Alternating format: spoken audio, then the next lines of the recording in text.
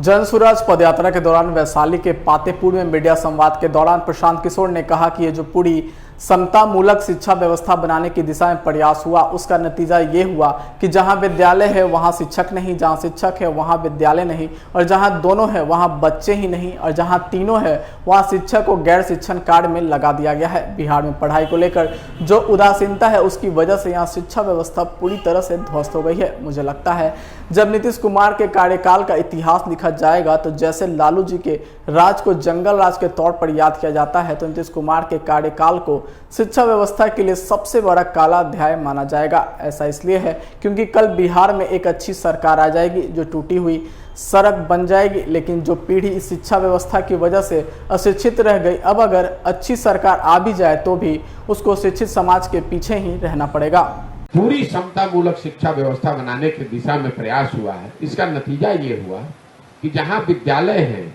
वहाँ शिक्षक नहीं है, जहाँ शिक्षक है वहाँ विद्यालय नहीं है, जहाँ दोनों है वहाँ बच्चे ही नहीं, और कहीं कहीं अगर तीनों भी है तो शिक्षकों को गैर शैक्षणिक कार्य में लगा दिया है। तो पढ़ाई को लेकर जो पूरी उदासीनता है उसकी वजह से शिक्षा व्यवस्था पूरी तरीके से यहाँ ध्वस्त हो गई है।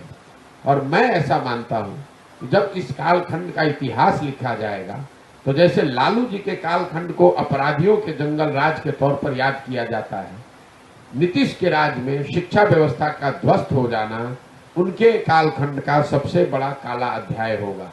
ऐसा इसलिए कि देखिए, अगर आज सड़क टूटी हुई है, कल एक अच्छी सरकार आ जाए तो सड़क बन सकती है, लेकिन जो लोग इस शिक्षा व्यवस्था से पढ़कर निकल गए, अब जीवन भर एक अच्छी सरकार आ भी जाए तो भी अब वो शिक्षित समाज के पीछे ही चलेंगे, अब वापस आकर वो पढ़ाई नहीं कर सकते। और नीतीश कुमार जो स्वयं से एक पढ़े लिखे व्यक्ति हैं, उनके मुख्यमंत्री रहते हुए बिहार की शिक्षा व्यवस्था का ध्वस्त हो जाना ये बहुत दुखद और समाज के लिए चिंतनीय विषय है। और कभी भी मुझे ऐसा लगता है कि इतिहास नीतीश कुमार को इस चीज के लिए माफ नहीं करेगा। अब आप ये कह सकते हैं कि बेरोजगारी और पलायन इतनी बड़ी समस्या है, इसको जानने के लिए आपको 2200 गांव में पैदल जाने की जरूरत नहीं, वो तो ठीक बात है।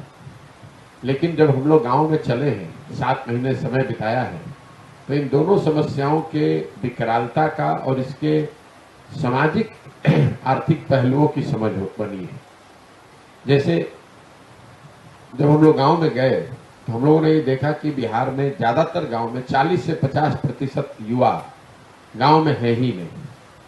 ज्यादातर गांव में बच्चे, बूढ़े और महिलाएं ही बची हुई हैं। और कई लोगों को ऐसा लगता है कि पलायन जो है वो गरीबों की समस्या है।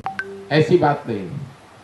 पलायन से जितना प्रभावित गरीब समुदाय है, करीब करीब उतना ही प्रभावित आर्थिक रूप से समृद्ध लोग भी हैं, क्योंकि गरीब आदमी मजदूरी करने के लिए बाहर जा रहा है, लेकिन जो आर्थिक सामाजिक तौर पर मजबूत लोग हैं, उनके बच्चे पढ़ाई के लिए, नौकरी के लिए उनको भी बाहर जाना है।